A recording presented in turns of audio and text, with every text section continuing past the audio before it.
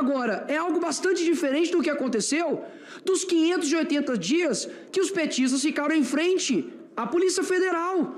E por um motivo muito pior, que é para poder saldar um condenado por corrupção passiva e lavagem de dinheiro, se não me engano.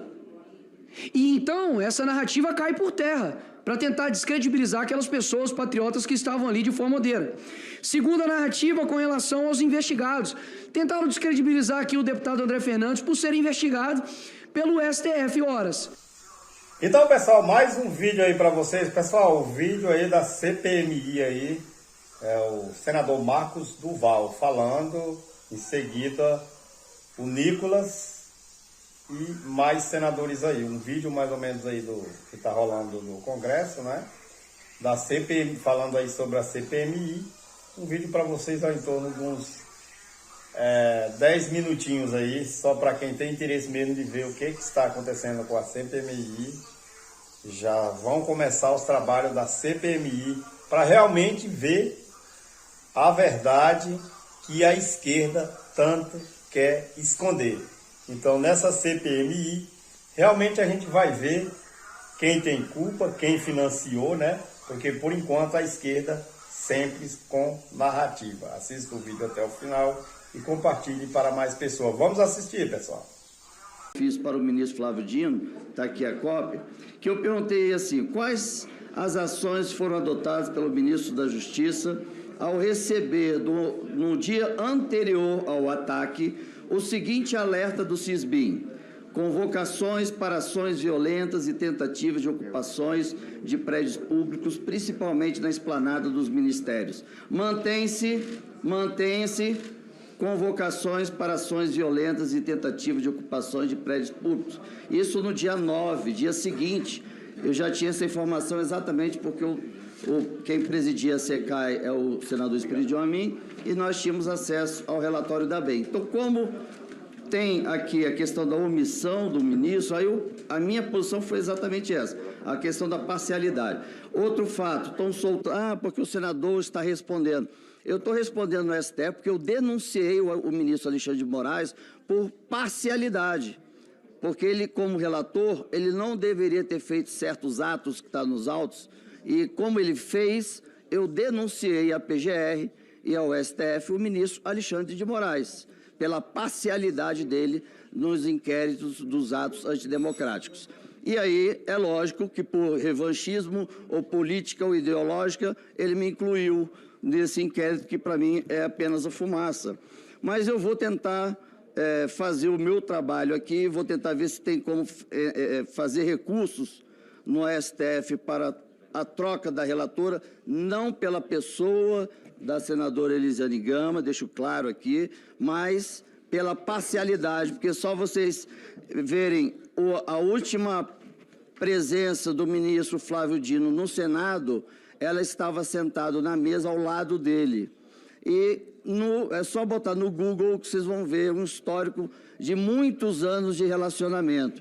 Então, eu acho que a parcialidade, da mesma forma que eu me coloquei parcial, eu acho que ela poderia também se considerar parcial e colocar outra senadora no lugar, que eu acho que a mulher precisa, sim, estar aí representando todas as outras. Obrigado, presidente. Muito obrigado, senador Marcos Duval. Boa tarde. Primeiro, cumprimento o senhor. Espero que essa casa aqui tenha uma boa condução, essa comissão tenha uma boa condução pelo senhor. Cumprimento também meu amigo senador Magno Malta pela segunda vice-presidência. Eu ouvi aqui da esquerda com relação a ter um trabalho técnico, na qual inclusive eu vim aqui para poder fazer e deixar de lado narrativas. Contudo, nesse pouco tempo aqui de CPMI já foram levantados 5. O primeiro com relação às pessoas que estavam na porta do quartel, as colocando como se fossem terroristas, baderneiros, sendo que isso não é historicamente da direita. E segundo, que estavam ali de forma pacífica, ordeira, pedindo ali uma indignação por conta do que de fato aconteceu, de ter um ex-condenado na presidência. Agora, é algo bastante diferente do que aconteceu dos 580 dias que os petistas ficaram em frente à Polícia Federal. E por um motivo muito pior, que é para poder saldar um condenado por corrupção passiva e lavagem de dinheiro, se não me engano. E então essa narrativa cai por terra, para tentar descredibilizar aquelas pessoas patriotas que estavam ali de forma ordeira. Segunda narrativa com relação aos investigados. Tentaram descredibilizar aqui o deputado André Fernandes por ser investigado pelo STF. Horas. Nós sabemos que hoje não há conhecimento jurídico, há relacionamento jurídico. Então, se for falar de investigação, o PT está lascado. Porque só no governo de transição são 67 que estão investigados. Então, peraí, e outra, não é investigado por uma perseguição política, é investigado por lavagem de dinheiro, esquema de corrupção, peculato. Então, peraí, não fala de investigação, que senão o negócio vai ficar feio para vocês.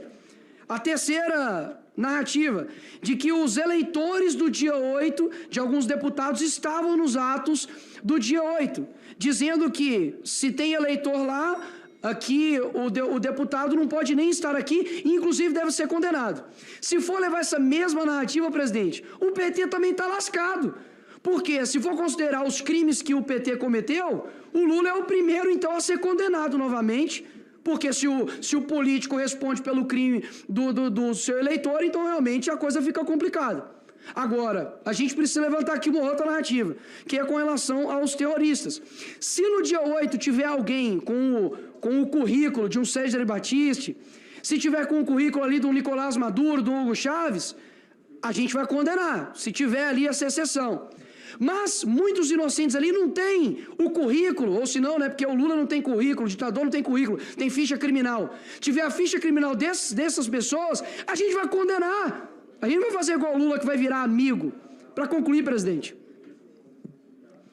porque vai finalizar meu tempo.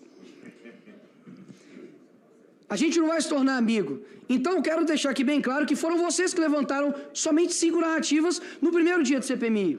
E diferentemente de que muitos da esquerda, ninguém levantou questões técnicas, eu quero deixar uma questão técnica aqui, presidente, de que quando eles nos acusam de que nós vamos fazer tumulto, horas, os 4 últimos anos ficaram nos chamando de genocidas, terroristas, fascistas, negacionistas, homofóbicos, transfóbicos, e agora estão pedindo para nós não causarmos tumulto. Falar a verdade é causar tumulto? Se for, eu realmente vou causar tumulto. E a oposição também vai causar tumulto. Então, tumulto é isso. E, por fim, fiz aqui requerimentos de 4 convocações, 4 requisições de imagens e um pedido da íntegra da CPMI do DF. Isso sim é fazer oposição de verdade técnica. Obrigado, presidente. Muito obrigado, deputada. Com a palavra, o deputado Maurício Marcon. Senhor presidente, muitos agradecimentos foram falados aqui, tapinhas nas costas, mas eu queria parabenizar o povo brasileiro. Se não fosse o povo brasileiro, essa CPMI não estaria acontecendo. Noticiários falaram que o governo despejou bilhões, milhões, cargos e tudo que foi possível para que essa comissão não acontecesse. E agora temos que ouvir o colega Nicolas, que ele sim defendem, participam e que nós somos os golpistas. Golpismo é não querer investigar, implementar uma narrativa construída que minutos depois quiseram desconstruir. Eu quero que marginais estejam na cadeia, mas senhorinhas que estavam caminhando junto a outros sejam inocentadas, que suas tornozeleiras sejam retiradas e que sua vida seja devolvida, a sua honra construída ao longo de toda uma vida, como tantos casos existem.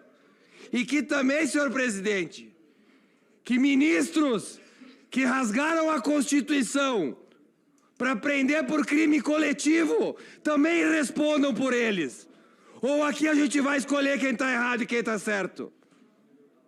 Existem ministros que condenam parlamentares, que condenam pessoas que nada tiveram a ver com os atos. Então eles que respondam pelos tais crimes coletivos.